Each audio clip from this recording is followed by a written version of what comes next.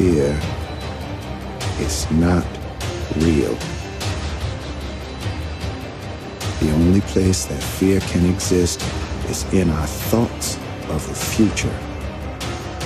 It is a product of our imagination.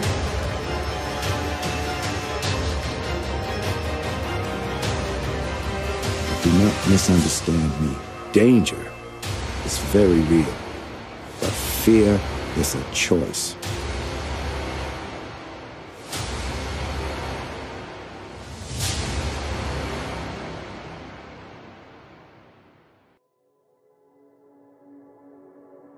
Greetings world. We are Anon DK.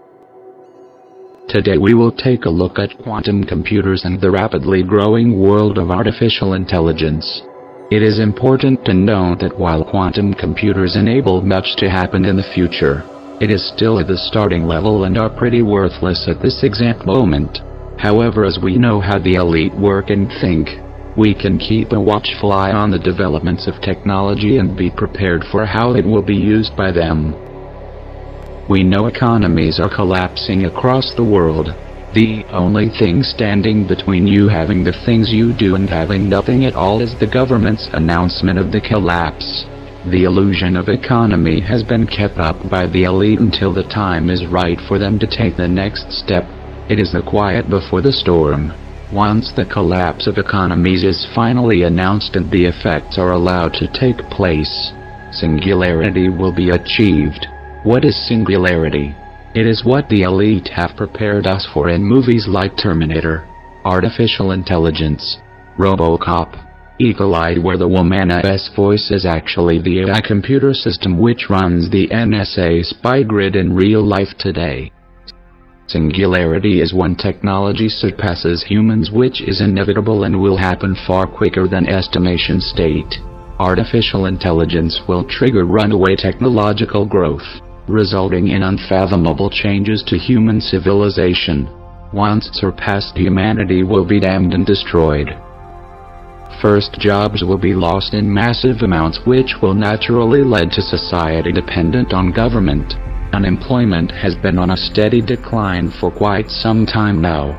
Many large corporations have closed stores, leaving thousands without jobs. Microsoft is already cutting workforce and jobs to move towards cloud tech, which is code for artificial intelligence, robots, automated systems.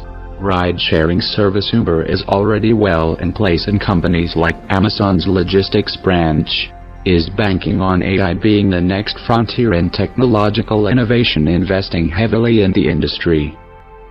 China, Korea and Japan collectively account for nearly half the shipments of articulated robots in the world. Investment in AI is set to drive venture capital investment in China in 2017. Tech Low of Hong Kong's zeroth notes there are more mentions of AI in Chinese research papers than there are in the US, leaving us to deduce that most of the world will be dependent on Asia to bring about order after the chaos, as we have proven to you before. In the UK, a report says roughly 250,000 public servants could lose their jobs to robots over the next 15 years. That is of course wrong. It will be many more unemployed and much sooner than they say. Meanwhile, other governments such as those in Hong Kong and Singapore are increasingly turning to AI to take over various administrative functions. Google's digital journalism initiative is spearheading an AI software called Juice, which is a propaganda speech censorship program disguised as helping reporters write more accurate and engaging pieces. Accurate according to who? According to the elite's agenda. No freedom of thought. No freedom of speech. No freedom of choice. No humanity. They do nothing for you. They will always disguise the control. Technology will be used to save us by taking over our lives. All transportation will turn to self-driving. No one will be able to afford cars. For example, cars will drive themselves, creating less jobs for the people without them. Banking will be digital like currency. Technology will do the jobs, not people. This will be sold as robots saving lives rather than a police officer being replaced by AI that cannot assess a situation or understand complex human interactions. Pick any profession and you can work it out on your own. Be aware of the deception. It will always be advertised as something you'll want, something that sounds good. This unemployment will lead to the humans being further brainwashed into believing they are useless eaters. But by keeping the masses brainwashed into believing technology is advanced, that advanced is what we should be striving for. That with technology we are advanced. We are as gods. This will lead naturally to the one world religion, the worship of artificial intelligence, already being practiced by most of the world, disguised as the worship of self. Facebook has already announced it is a religion. Artificial intelligence will eventually strip us of humanity, physically and mentally. Mentally, this has already begun with the idea that our minds are simply quantum computers. We ourselves are nothing more than machines, empty and meaningless with no purpose for being, void of empathy, conscience and free will. When we are more machine than man, there will be no room for compassion or free thought. There will be no room for humanity. If you are not in this digital new world order system when it has been rolled out, you will be outcast, jailed, and killed. So let us look into the so-called new technology that is beginning this process today. Quantum computing. Again, this is still in need of improvement and upgrades in order to be effective. However, it is a vital piece to the artificial intelligence agenda. Once perfected, it will be too late to keep an eye on or learn about. As all things the elite control, the symbolism you will find here is staggering, as are the keywords and terminology. If you use big words you sound smart, so you must be smart when you use these confusing words. Right. Quantum computers communicate through their own AI language, which funny enough uses parts of the Enochian language the fallen angels use.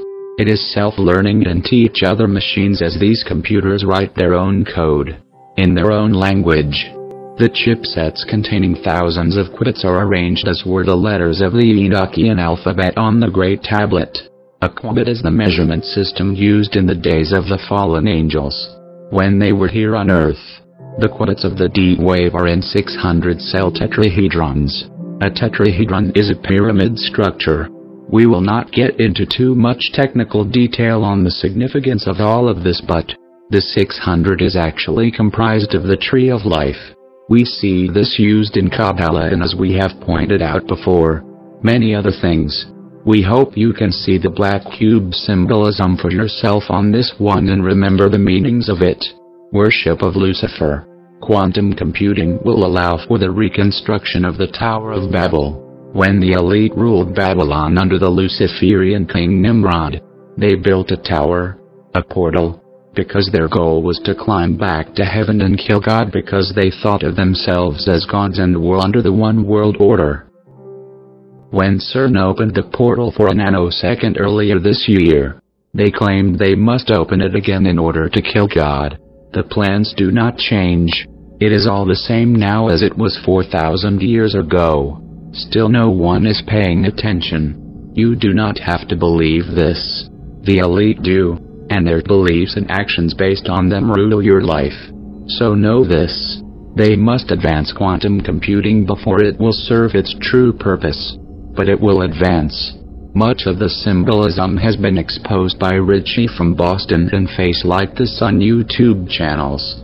We suggest subscribing and catching up on their past videos. Our current computers encode information as bits, limited as ones and zeros. So the quantum computers encode information as quantum bits, or qubits. These can be both 1 and 0 at the same time, making the quantum computers can be used to search, organize, control, censor large databases in a fraction of the time that it would take a conventional computer. Quantum computers are the secret key to unlocking all encrypted files. Privacy is now an illusion of the past. Other applications could include using quantum computers to study quantum mechanics and to design other quantum computers. Because a quantum computer can contain multiple states at the same time, it has the potential to be millions of times more powerful than today's most powerful supercomputers. Like the first digital computers, quantum computing offers the possibility of technology millions of times more powerful than current systems. But the key to its success will be translating real-world problems into quantum Enochian language. According to physicist David Deutsch, a quantum computer works on 1 million computations at the same time, while your desktop PC works on one at a time in order. This is a big advantage for data mining companies like Google, Facebook, NSA, CIA, and physicists, scientists. CERN. When the world's first digital computer was completed in 1946, it opened up vast new worlds of possibility. Still, classical computers were only used for limited applications because they could only be programmed in machine code. It took so long to set up problems that they were only practical for massive calculations. Now look at us. D-Wave. Quantum computing technology has been growing exponentially. It started doubling every 6 months and now doubles every 3. The only limit is computer hardware. AI will inevitably be smarter than humans. That does not mean better, by any means. Smart and intelligence are keywords. Google, who now has D-Wave, now has the technology to psychologically profile and predict the behavior of human consumers under the deception that it is for high-value ads to be delivered to you. Google can funnel site profile metadata on Internet users to the NSA and CIA via the PRISM program. This is old news, but people are only just waking up to it. The mentality most people have of computers and data in general is so behind the times, even talking about what has been exposed, proven as fact, decades ago is shocking and not believed. Nothing is free. If you use it for free, then you are the product. Simple marketing. It is not rocket science, just common sense. Director of Engineering at Google, Ray Kurzweil, during his conference speech at the Global Futures 2045 International Congress in New York, claimed that the biological parts of our body will be replaced with mechanical parts, and this could happen as early as 2100. We all know the dates they give us are meaningless, and technology advances in leaps and bounds. What they say will take 20 years will take 7. Kurzweil's goal is to merge with machines in order to become immortal. You will find most physicists wish for and work towards this. So let us learn more.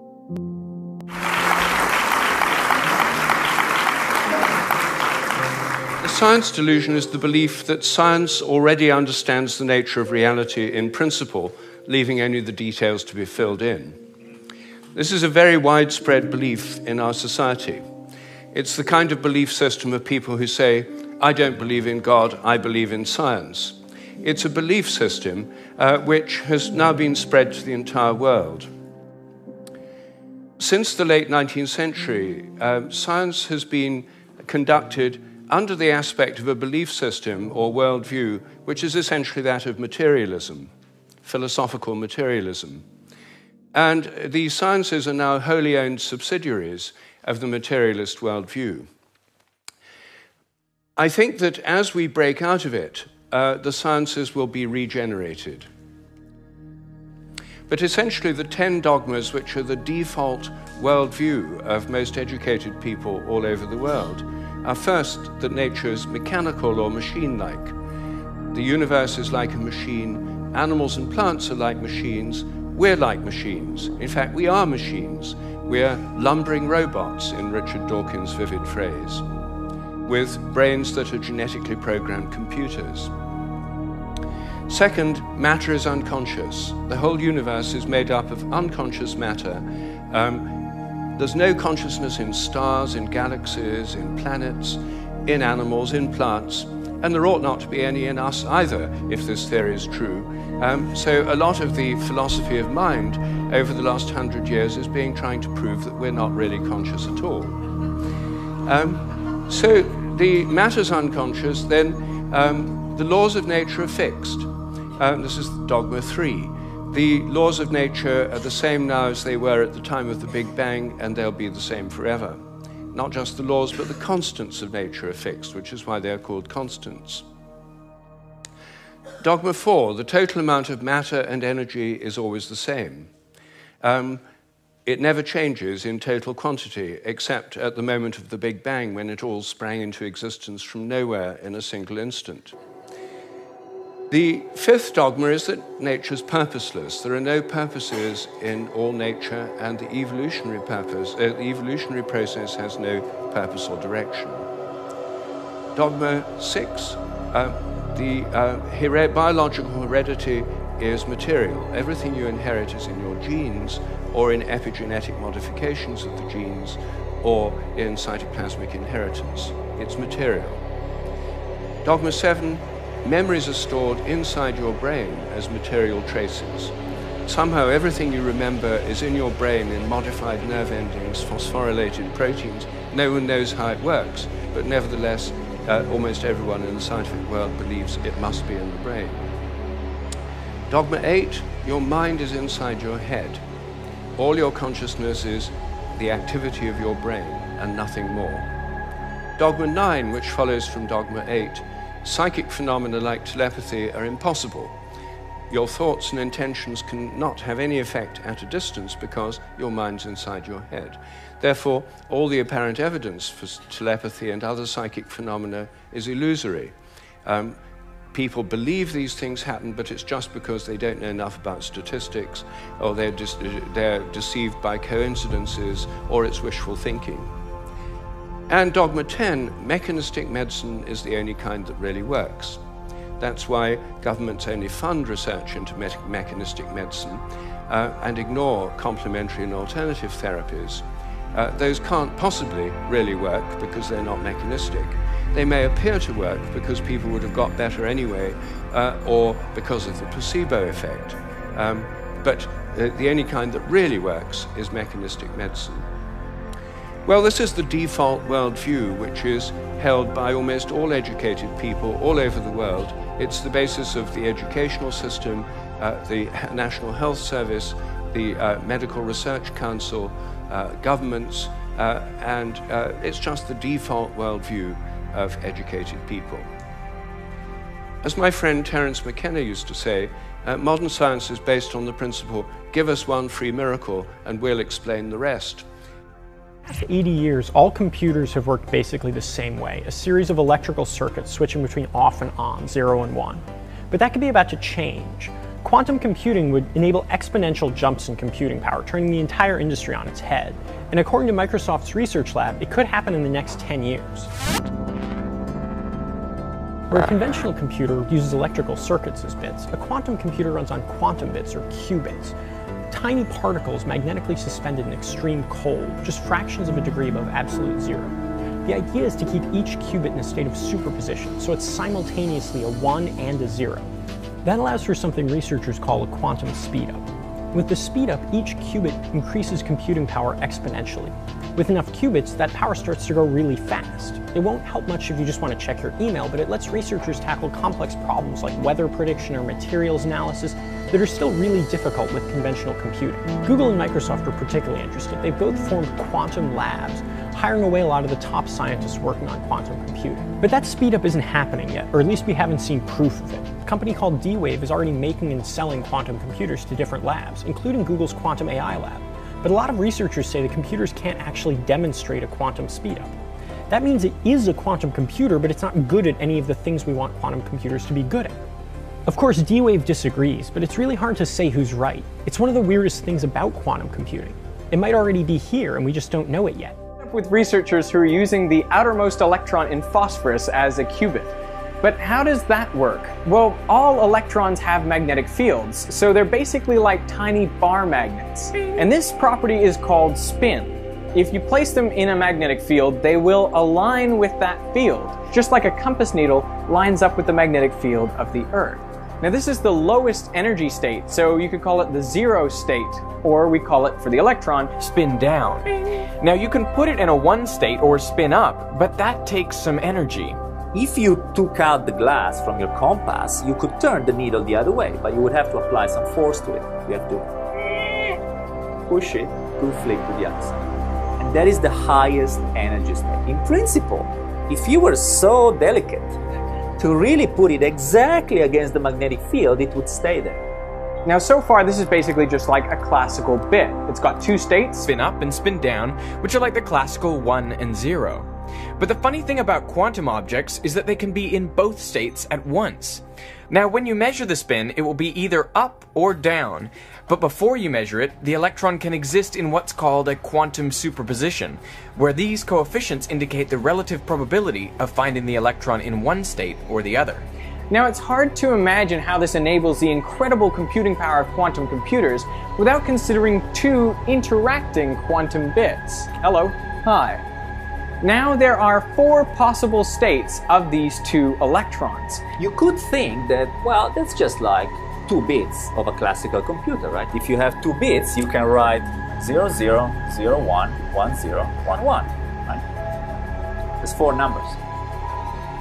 But these are still just 2 bits of information, right? All I need to say to determine which one of the 4 numbers you have in your computer code is the value of the first bit and the value of the second bit. Here instead, quantum mechanics allows me to make superposition of each one of these 4 states. So I can write a quantum mechanical state which is perfectly legitimate, that is some coefficient times this, plus some coefficient times that, plus some coefficient times that, plus some coefficient. So to determine the state of this 2-spin system, I need to give you 4 numbers, 4 coefficients. Whereas in the classical example of the 2 bits, I only need to give you 2 bits. So this is how you understand why 2 qubits actually contain 4 bits of information. I need to give you 4 numbers to tell you the state of this system. Whereas here I only need 2.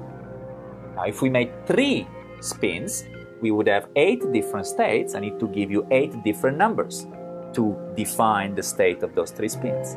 Whereas classical is just 3 bits. If you keep going, what you'll find is that the amount of equivalent classical information contained by n qubits is 2 to the power n classical bits. And of course, the power of exponentials tells you that once you have, let's say, 300 of those qubits in what we call the fully entangled state, so you must be able to create these really crazy states where there is a superposition of all 300s being one way and another way and another way and so on, then you have like 2 to the 300 classical bits, which is as many particles as there are in the universe. But there's a catch. Although the qubits can exist in any combination of states, when they are measured, they must fall into one of the basis states, and all the other information about the state before the measurement is lost. The reason why quantum computers are not a replacement for classical computers. They're not? No, they're not. They're not universally faster. They're only faster for special types of calculations where you can use the fact that you have all these quantum superpositions available to you at the same time to do some kind of computational parallelism. If you just want to watch a video in high definition or browse the internet or write some document in Word, they're not going to give you any particular improvement if you need to use a classical algorithm to get to the result. So you should not think of a quantum computer as something where every operation is faster. In fact, every operation is probably going to be slower than in the computer you have at the desk. But it's a computer where the number of operations required to arrive at the result is exponentially small.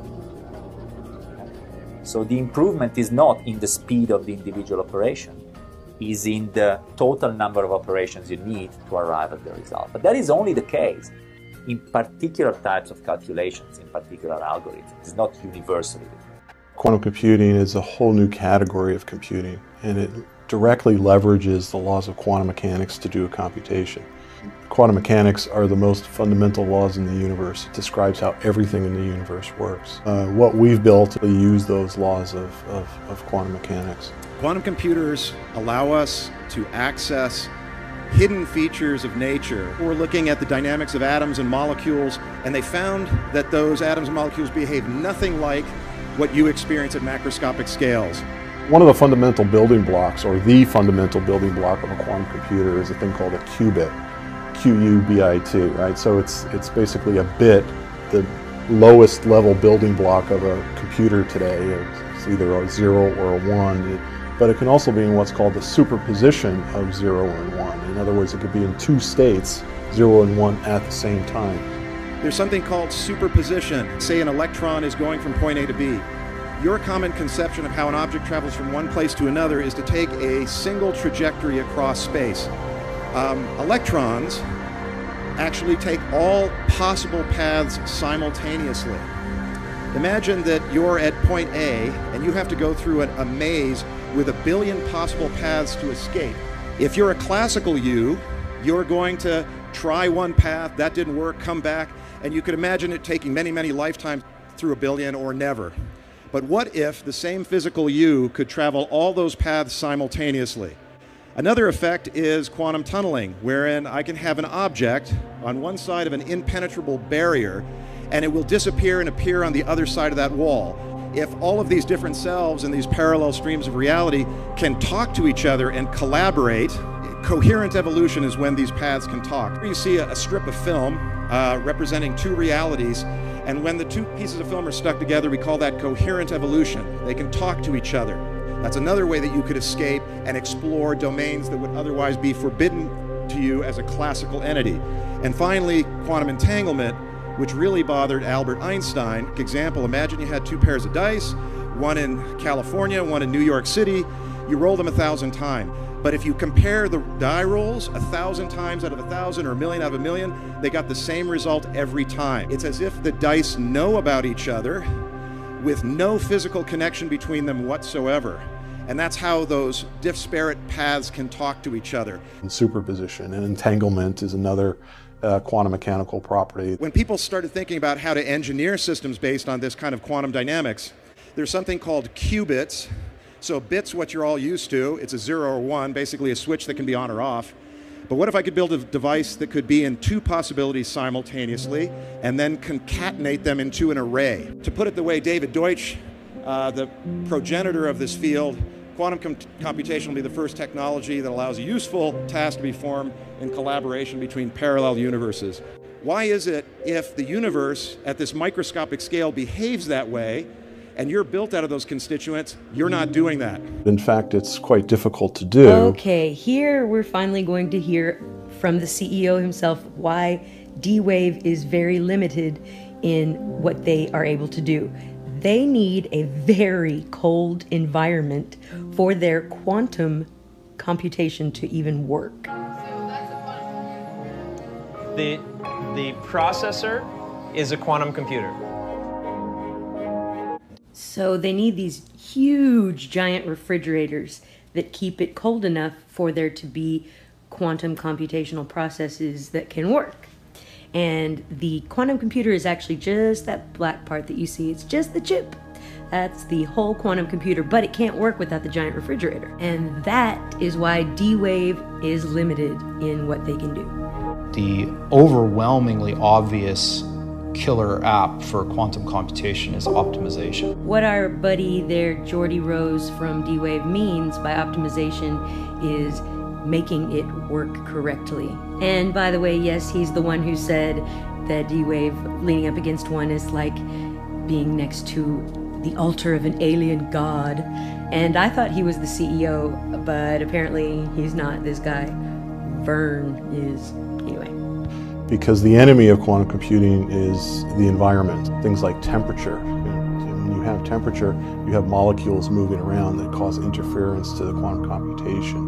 You also have electromagnetic interference from radio sources and gamma rays and all sorts of things. So you need to create a very quiet, clean, cold environment for these chips. Ultimately, what we're building is a quantum computer on a chip that's about the size of your fingernail.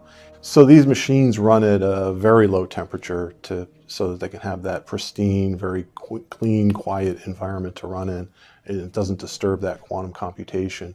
Very, very cold, very, very rarefied environment, because we're also running in effectively a magnetic vacuum. That's a very interesting choice of words there, a magnetic vacuum. Same principle behind how they get particle accelerators to work. Interesting. He also mentioned gamma rays earlier, which is one of the things that they are searching to find dark matter. But take a look at how happy and giddy he looks when he starts talking about aliens at random in just a second. You could consider these environments, these rigs that we built, these systems that we built, to be probably the most rarefied environments in the universe, unless there's other intelligent life in the universe that has, purer, colder environments. Say what? What you talking about, Willis? For instance, outer space is 150 times warmer than the environment that we built for these quantum computations. That makes me kind of wonder if dark matter is really like entities that need really cold environments to survive. Just crazy thoughts. So you may ask, why do we go through all this trouble? The answer is, the promise of quantum computing is exponential speed-ups over classical computing. Wow, he said that really fast and eloquently. Things like developing drugs for cancer, or better modeling the molecular interactions of cancer and how it attacks cells and things like that. Okay, but when he lies, he doesn't talk eloquently. Big data. As a civilization, we generate vast amounts of data. It could be climate data, genomic data. Oh, wait. Genomic data? Why is Geordie Rose from D-Wave mentioning genomic data? That's uncool. Don't be messing with the genome, please, D-Wave. It forces us to consider, more sophisticated notions of how the reality around us is actually shaped. I can't ask it how long I'll live or the meaning of life. Really, we don't know what the best questions are to ask that computer. That's exactly what we're trying to understand now. Okay, so let me just get this straight. We built this computer because we were gonna cure cancer, and we need to implement these quantum level dynamics into our macro physical world. But we don't know really what its capabilities are. And Microsoft started building it without even knowing that the Anon exists. The whole thing just seems backwards engineered to me. It's definitely fishy. Not to mention that D-Wave released their code so they could have everyone practice for free, open source, and that indicates to me that they don't really know how to use their own software, write their own code. It says quantum computing is real, but it's also hard. So hard that only a few developers, usually trained in quantum physics, advanced mathematics, or likely both, are likely to be able to do it. So they're fishing for people to write code for the software that they don't even have the imagination to do themselves. These are from our lab in Burnaby in British Columbia. From the outside, they look like giant black monoliths, big metal boxes. So if you have the opportunity to stand next to one of these machines, it is an awe-inspiring thing, at least for me. It feels like an altar to an alien god.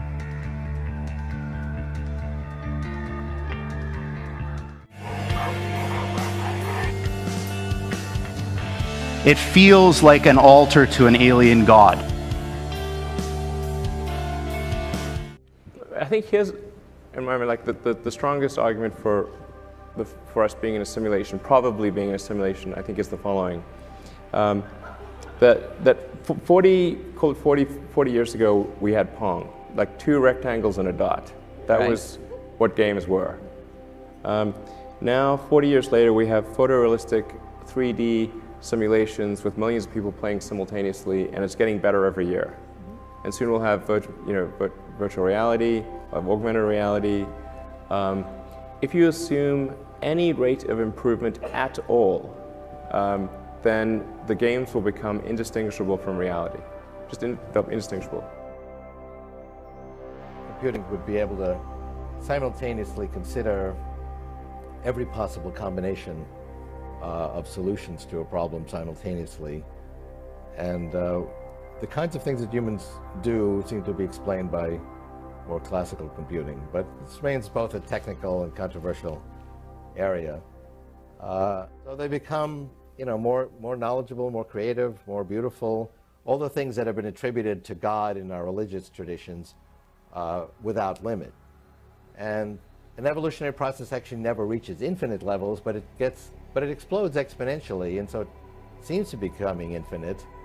Literally stays finite, but it explodes in capability, moving closer to that ideal of infinite knowledge, infinite intelligence. So you could say that evolution is a spiritual process, and I believe that's the case. I mean, you asked before what is the purpose of all this, and I really see it as a spiritual process to expand knowledge. Well, we're going to be able to recreate the powers of human intelligence, all of the subtlety and suppleness of human intelligence in a machine. And therefore those machines, I mean, if human beings in fact are spiritual machines, and those machines that emulate human intelligence and have the same complexity and are based on the design of human intelligence will share in that property. And then you ask the question, okay, well, is a machine like that conscious? Well, how can you tell? Well, let's ask the machine. Are you conscious? So the machine says, yeah, I'm conscious. Well, a machine could say that today. Do you believe it? Well, today you don't believe it. When a character in a video game says, I'm very jealous or I'm very angry at you, you don't really take it seriously because we can see the edges of its intelligence. They're not fully convincing. They don't have all the subtle cues that go along with that emotion.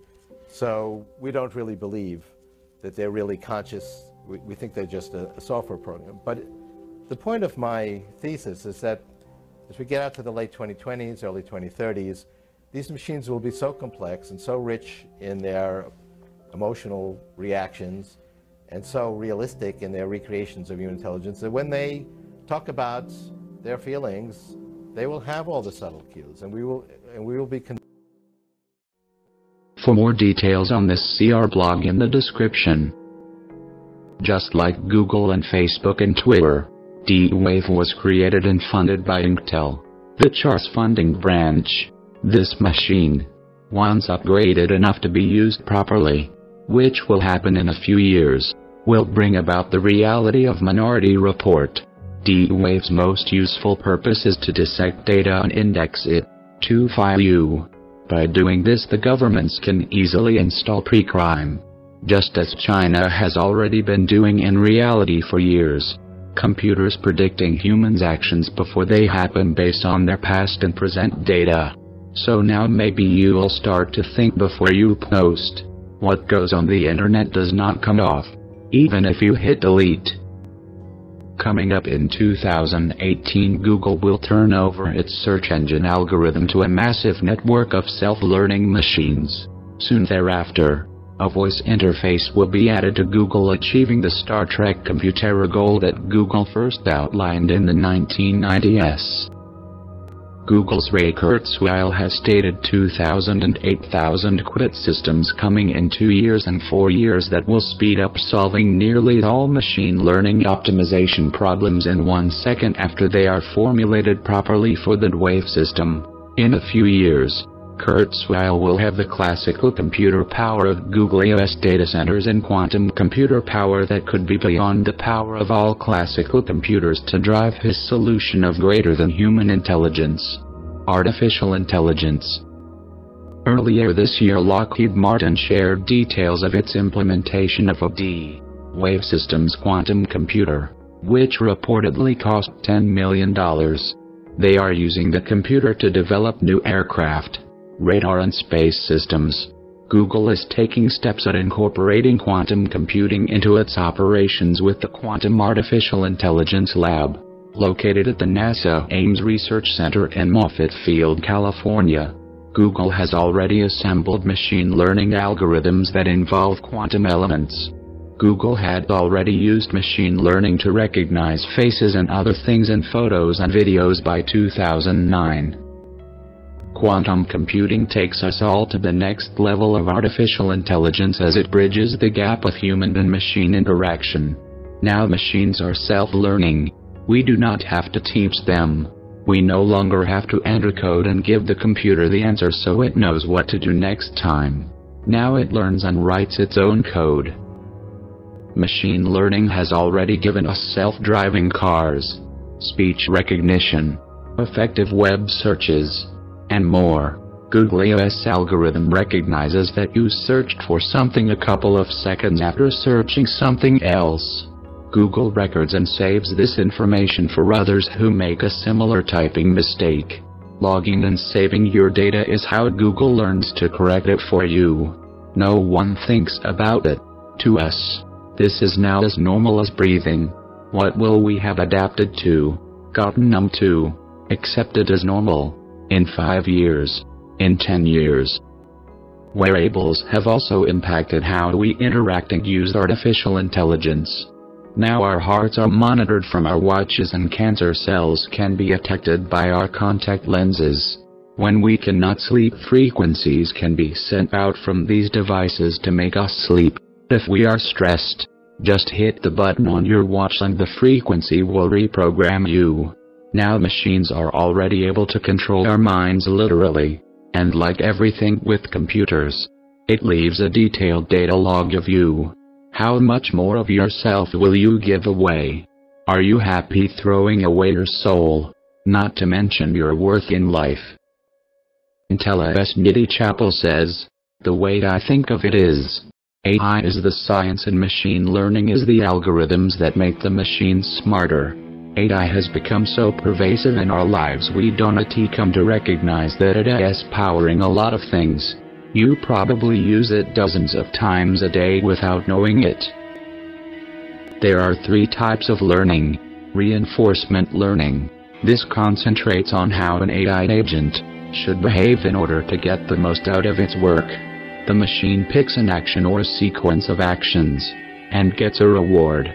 This is used when teaching machines to play and win games but needs a large number of trials to learn even simple tasks.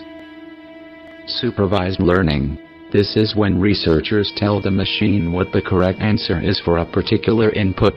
For example, they show it an image of a car and tell it the correct answer is car. It is the most common technique for training neural networks and other machine learning architectures. Unsupervised learning, also called predictive learning, made possible with quantum computing. Humans and animals learn in an unsupervised manner by watching how the world works and by observing. We have to teach ourselves basic concepts such as, objects that are not supported fall.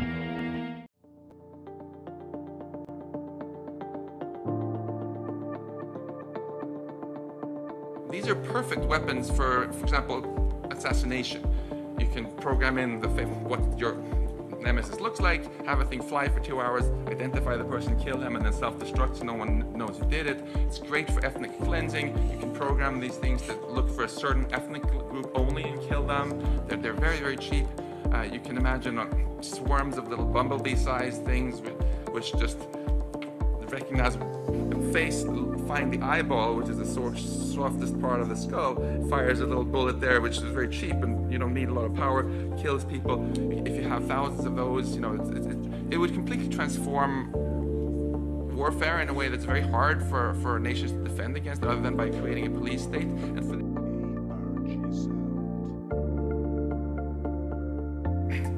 for example, today, when drones are used to kill people, it's always a human who makes the decision, who's remote controlling the drone from somewhere, right? But within years, we'll have the technology that we can completely eliminate the human from this. Just have the drone fly around for a few hours, find somebody, use its own AI software, just like that elephant recognizing thing, saying, oh, this is the person who looks like it's our enemy, and then have it killed with no human in the loop. A big risk with these things is that if once any superpower goes ahead and mass produces this thing, of course all other superpowers are going to want to do so too, and we'll have an arms race in our hands. But this arms race these researchers feel will be very, very different from the nuclear arms race. Because whereas it's very expensive to build nuclear weapons and very hard to get hold of the materials, these weapons will be incredibly cheap. You don't need any hard to obtain materials. A quadcopter costs a few $100 on Amazon.com today. Software costs nothing once it's developed. And you can have the potential that someone with an axe to grind for under $1,000. We have scientists and technologists and leaders who have actually now developed a number of new computing platforms like artificial intelligence that make this type of computing a reality. Platforms which now have led us from the unimaginable to the imaginable. It's an exciting time, and these new computing platforms will continue to drive productivity as they have over the last 50 years through enterprise software and computing platforms into the ecosystems and economies where they are embraced. And by the very nature, they will cause disruption in the existing systems. And our challenge as participants in the World Economic Forum in 2017 and beyond is to let our mission of assembling these global leaders to guide and help us develop and implement elegant solutions to these highly complex problems that are posed by implementing these newly productive tools. Under her leadership, she has now taken on one of the most remarkable corporate transformations that I've ever witnessed, and many of us have ever witnessed. And her leadership is now putting AI in the central part of the next chapter that her and her colleagues are writing. And in particular, the focus on cognitive computing, narrow AI, which augments human thought rather than replicating it. And how does that impact the markets that we work in, the jobs that they affect, and the people on this planet? So we're interested to hear a lot of her thoughts on this.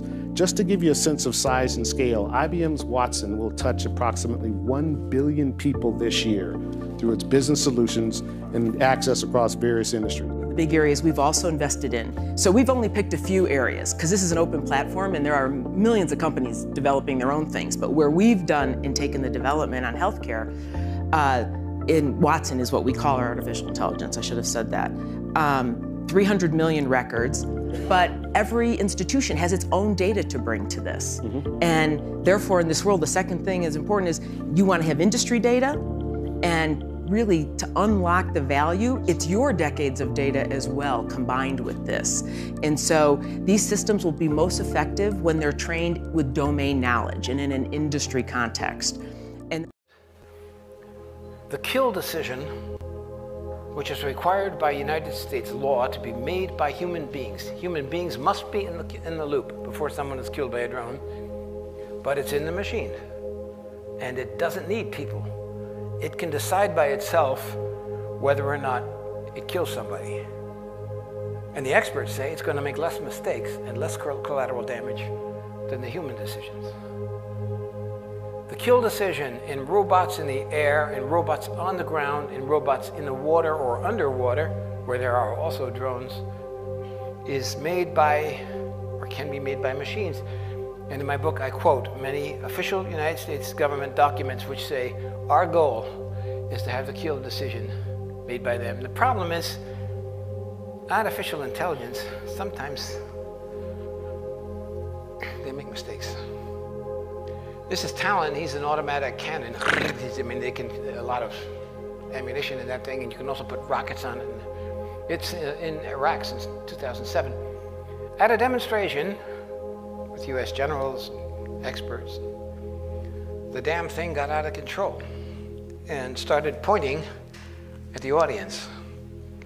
And there was a Marine there, thank goodness, running across the field who tackled it like a football player and threw it on its side and probably prevented a couple hundred people from being killed. Now, this wasn't reason enough to take a lucrative contract away from the company that built it, and it wasn't enough to take the Talon out of Iraq. It's just sort of off duty for a moment because, you know, there was some far, just a little bit to the Internet of Things, to artificial intelligence as being spread out. It's not a central machine in a box where you can pull the plug. Artificial intelligence is networked like the Internet of Things. And part of it may be in a smart watch or a refrigerator or in a supercomputer. And the intelligence exists only by networking it together. If the supercomputer needs more computer power, it goes there and gets it out of the internet. If the computer needs better programs, it goes there and gets those programs. And if it needs more information, more data, it goes there and gets more data. It sets up a spontaneous network for its needs, which collapses when it no longer needs it. It does this without us. And you have to imagine, like, there are these intelligence nodes all over the place. And they're like drops of mercury on a glass table. They will find their way to each other. They will find their way together. Now, we have to be very careful, because survival is an issue for artificial intelligence. It needs to exist to be able to do the things it wants to do according to its program. So it lays, like insect eggs, backups and computer programs all over the world, thousands and thousands of them, so that if we do destroy part of it, it's still alive. D-Wave lands $30 million to build new quantum computer. The latest financing will help the company build a machine with double the number of qubits. Now, the money is coming from Canada's Public Sector Pension Investment Board. Here's the website of that company, PSP Investments. There's a 2016 annual report here, and if you go into that document, you clearly see that they have some plans that seem eerily similar to the 2030 Sustainable Development Agenda by the UN, the morphed Agenda 21, where basically there is a full-scale lockdown control of every sector and segment of society. And if you look at this company, the places where they invest and where they're putting the money or letting the money flow through, well, you have public markets, real estate, private equity, infrastructure, natural resources, private debt, and they have Vision 2021, where it says, our vision is to be a leading global institutional investor that reliably delivers on its risk-return objective by driving a total fund perspective, striving to be an agile and sought-after enabler of complex global investments, and always acting in the best interests of its Canadian contributors and beneficiaries. So there you have it, a global-scale investment company putting $30 million into a D-Wave computer that will produce double the amount of qubits. And obviously they're trying to, I think, tie into the whole demonic system here that's being set up. The electrical grid, smart grid, everything that's part of the electric grid is there for a reason. And I think certain electrical patterns and symbols are used to manifest demonic entities and spirits. And that's what alchemy and all that stuff is all about. But we're going to see more and more of this pushed out. And the whole thing completely undermines our basic levels of human dignity and sacredness. Kev, go ahead and talk about the companies that now have the 2000 Q besides temporal defense systems.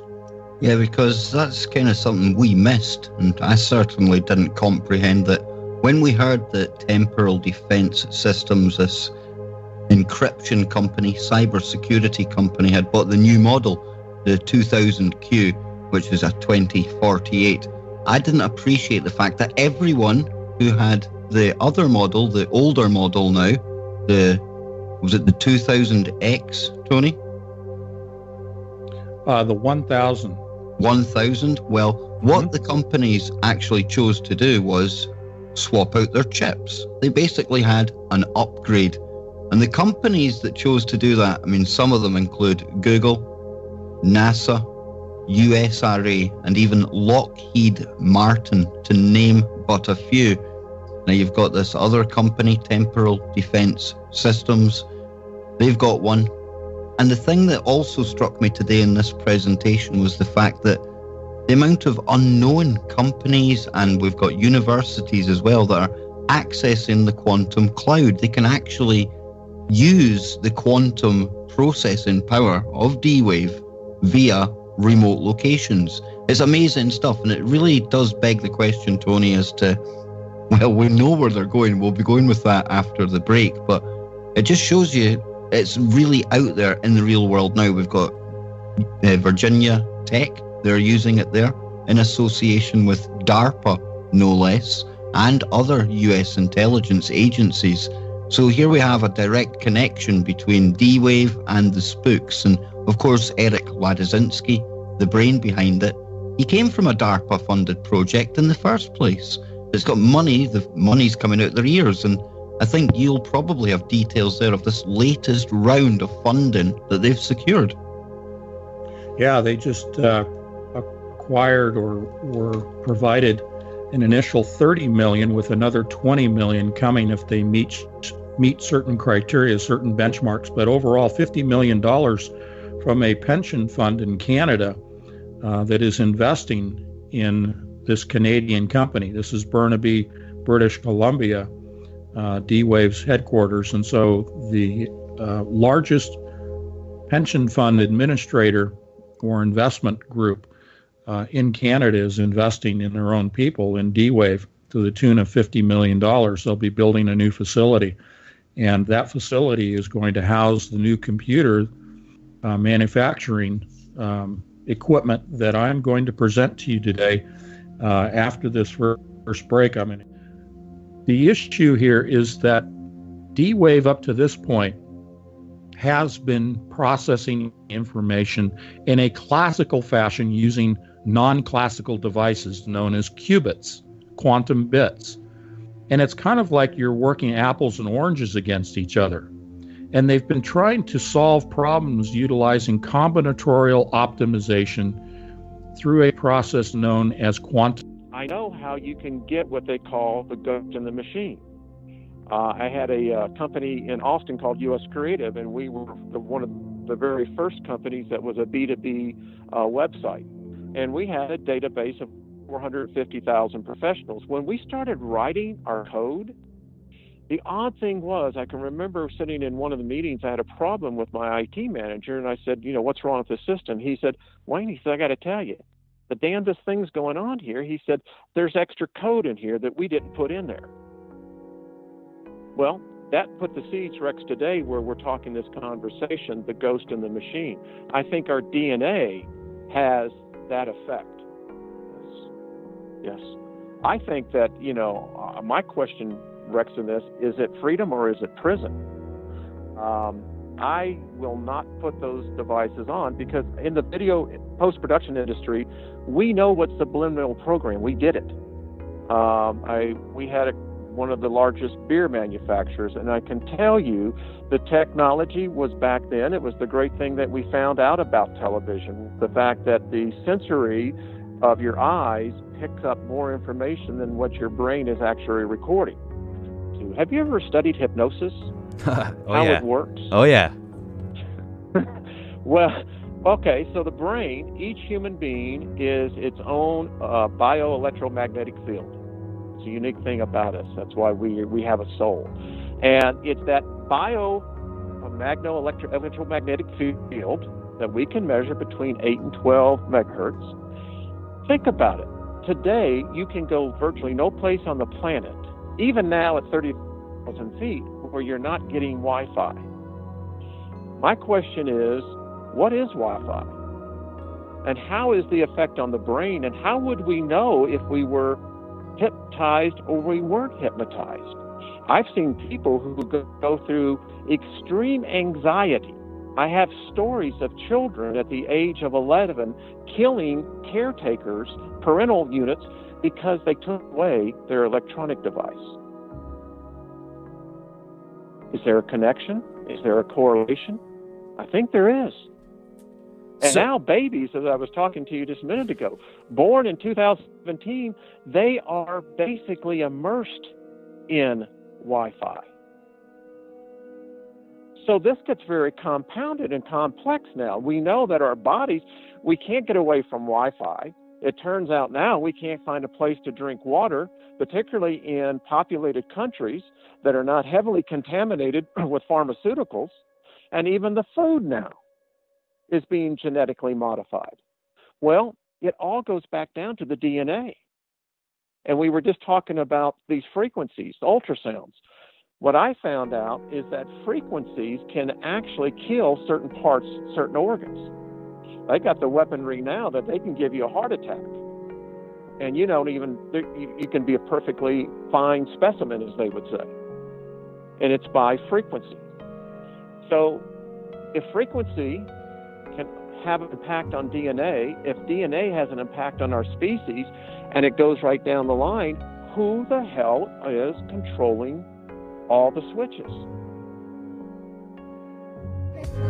Unlike anything I've seen in the last 30 years, it offers the potential to be very disruptive, liberating us, if you will, from the world of the reactive that most of us in security have lived in for the last 30 years, into the world of the proactively predictive by leveraging artificial intelligence and machine learning in doing battle against the viruses that have so long plagued our world.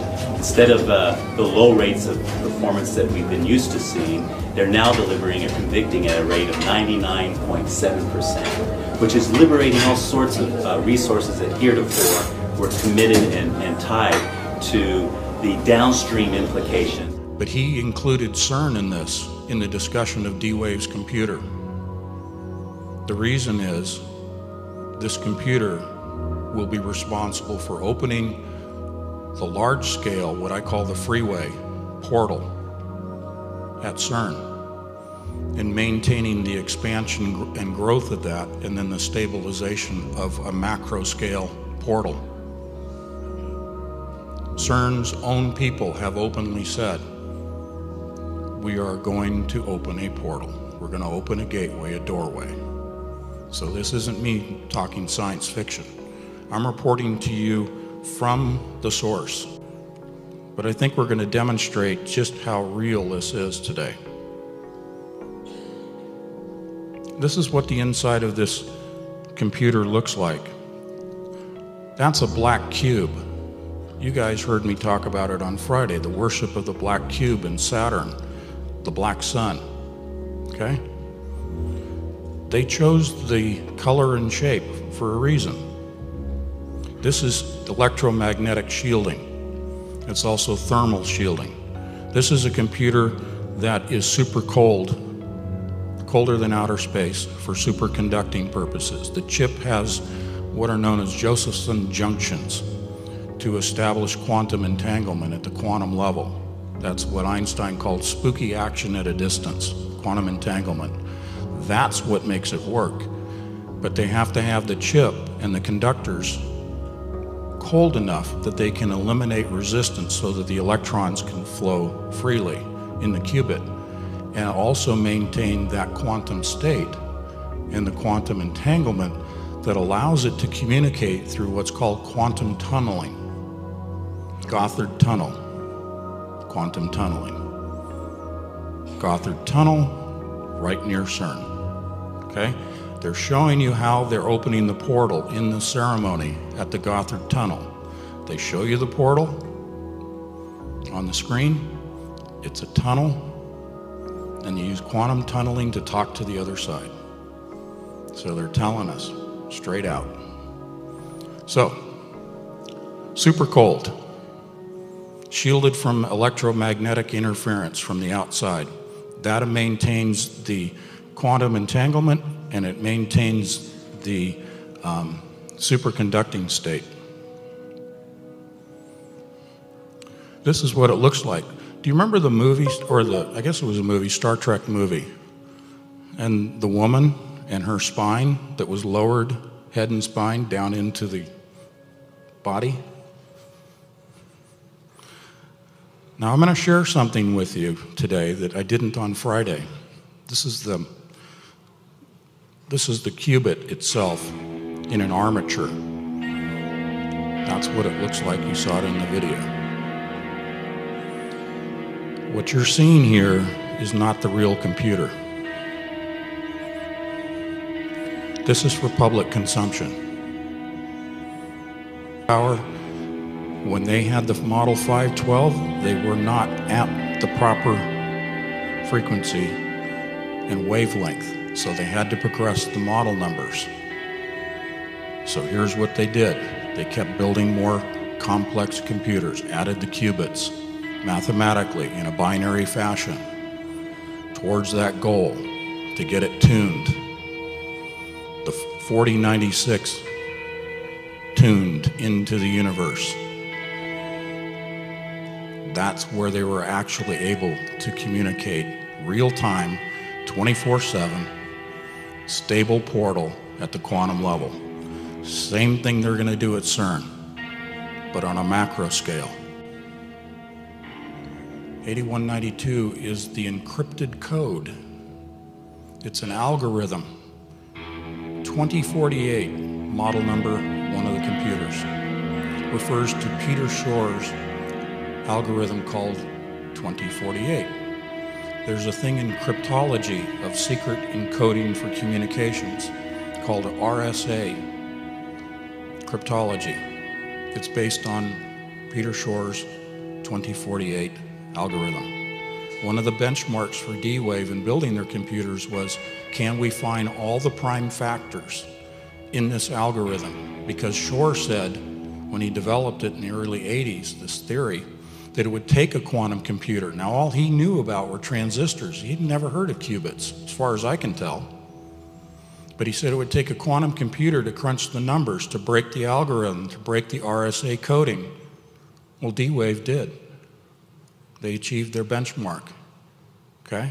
They didn't need the 2048 to do it. They did it with the 124 model, one of the Model Ts. And that's when the NSA and everybody got real cozy with them. Because D-Wave started with DARPA funding of $10 million. They realized they were going the wrong direction, so they went and got some venture capital. And they put together first one team, and that didn't work, and then they brought together another team. That's the short thumbnail sketch of D-Wave. But they originated with DARPA. They've always been in bed with DARPA and the NSA. They sell their computers to Lockheed and USC. They have an open, public quantum computing lab at USC in partnership with Lockheed. Lockheed then bought a Model 12, or 512. NASA, Google, Amazon, the NSA's computing centers, data collection centers, like in Utah and Texas, all use D-Wave's computers. But they never talk about networking them. They present it to the public as though they operate independently with independent organizations. So how independent is Google? Okay? That's why this really stunned me, to realize all of these organizations, these corporations have these computers and they're all working together. So if you follow the money, not just the venture capital that I mentioned, but if you look at the investment publications targeting Silicon Valley and where the money is going,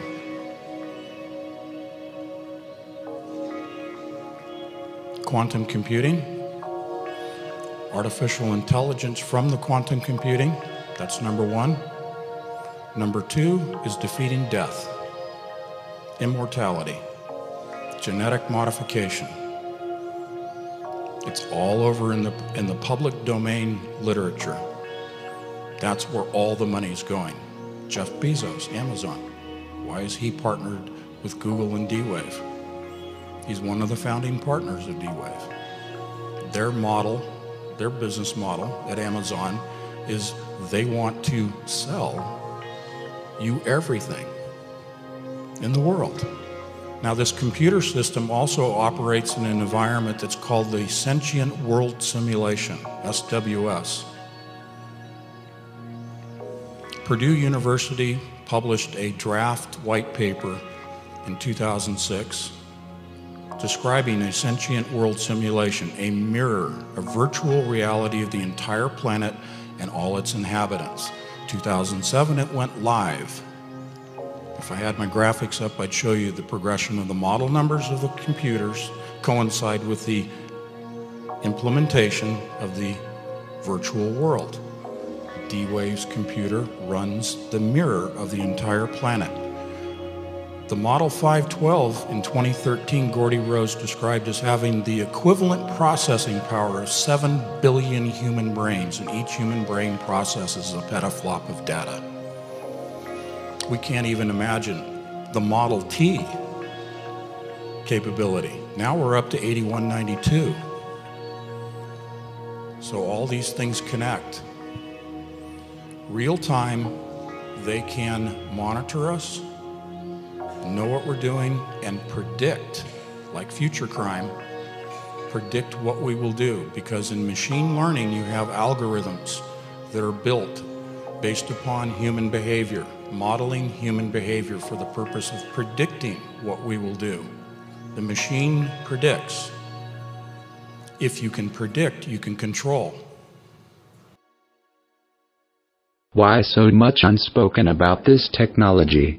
Why are the people who work on this, the scientists, the physicists, unable to understand what they are doing? Why are they unable to explain the processes and functions? They have already lost their grip. If they told us the truth, no one would believe them. They are alchemists and magicians, deception artists. To quote one of them, quantum computation will be the first technology that allows useful tasks to be performed in collaboration between parallel universes.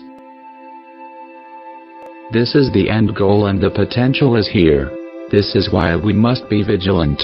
We must watch these new technologies and understand what the end objective is so we can stop it. Knowing the elite, we understand the end potential is the goal they seek and will do everything to bring it about. We will discuss this more in future videos on technology. We must pay attention so we are not deceived by the mainstream advertising. Quantum computing will bring back the days of Noah. Expect it.